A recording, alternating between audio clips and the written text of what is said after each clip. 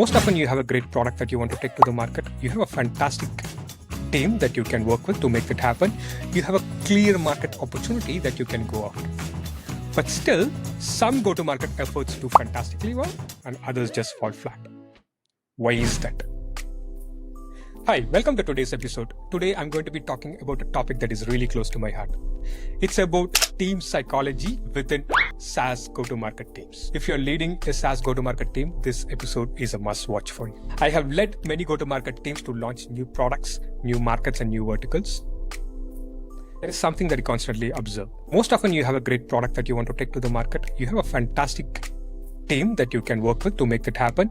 You have a clear market opportunity that you can go after. But still, some go-to-market efforts do fantastically well and others just fall flat. Why is that? In my observation, many times it just boils down to the belief within the team. Does the team really believe that they're going to win that particular opportunity? That belief, whether it exists or doesn't exist, most often shapes the way they behave, they collaborate, and they execute. And many times that becomes the differentiator that determines the final outcome of that effort. Now let's talk about what builds that belief inside the go-to-market team. Right up front, I can tell you it's not about motivational speeches at all. You need to have the basics in place. Starting with having a credible leader lead the effort, who the team believes can help them execute, who the team believes is no bullshitter, no fluff, super important. Number two, the team needs to understand why now of the project. Why is the project important to the company? Why is it important to the team? And why is it important to themselves? And that's what really draws them inside the project. Number three, there needs to be a plan in place which is grounded in reality.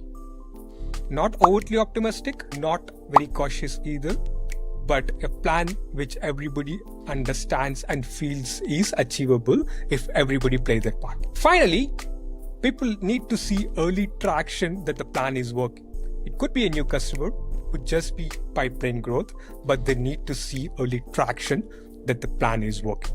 That builds momentum, that builds belief. And when that belief starts taking shape, that's when you would see the whole go-to-market motion becoming stronger, faster, and much, much smoother. Let's also look at the flip side. What kills belief in a go-to-market team? Number one is having unclear ownership. Nobody knows who is owning the whole go-to-market motion. Or worse, people don't trust the person who is in charge. They don't think that person can execute on it.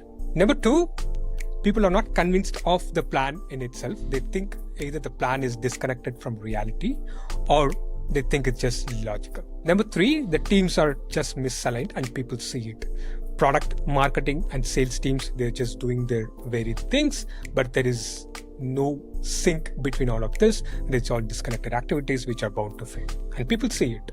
Lastly, people see there are hollow credits being distributed in the team just for political reasons, and it has nothing to do with the actual milestones of the project, and that erodes belief and trust really fast. You will see it when it starts happening in the team. When belief starts going down, people will start preparing for eventual failure, and you'll see people starting to protect themselves from any future blame. They'll withdraw, they'll share less, they'll collaborate less. And interestingly, this is the sort of behavior which would increase your chance of failure as a team. And it's a vicious cycle. It's a negative loop. Unless you identify it really early and cut it, it's extremely hard to turn it around. So if you're leading a go-to-market team and you see the belief in your team is dipping or rather going low, there are some practical actionable steps that you can take to fix it. This all assumes that you have the baseline level of credibility in the top or within the team so that people actually listen to you. The first one is align with every important stakeholder privately one-on-one to convince them of your plan. Show them your plan, incorporate their feedback, and keep on repeating this with every stakeholder. Align, align, align.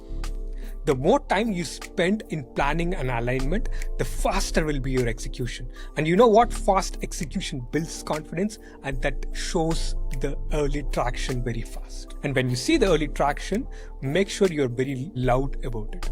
For example, you win your first customer because of the go-to-market motion. Be very visible and loud about it so that people feel confident of the direction and it reassures them that the plan is working. super important. And make sure when the early traction happens, you distribute credit very, very generously to people involved so that people feel the energy, they feel the momentum, and you know what? That builds belief. And that leads to improved execution, faster execution, stronger execution.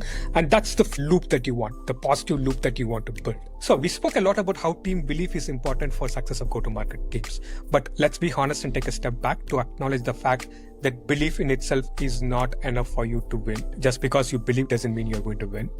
You still need to have a good product, good market, the right kind of people in your team, and the right competitive situation for you to actually win in your go-to-market motion. But assuming all the basics are in place, belief is a force multiplier. Makes people collaborate more, it makes people share more, it makes people do beyond what is required of them, and that sets you up for success. On the flip side, lack of belief is going to hold people back. They're going to hedge more. They're going to try to protect themselves from eventual failure or blame, and that is going to hurt the whole go-to-market motion. So if you're leading a go-to-market team and you see there is something off about the team, the first question that you need to ask is, does the team believe in the go-to-market plan? Does the team believe that they're being set up to win? If the answer is no, you need to fix that first, because team belief in the go-to-market plan is what is going to convert that great plan that you create into actual business outcomes. I'll see you in the next episode with another interesting topic. Till then, stay curious.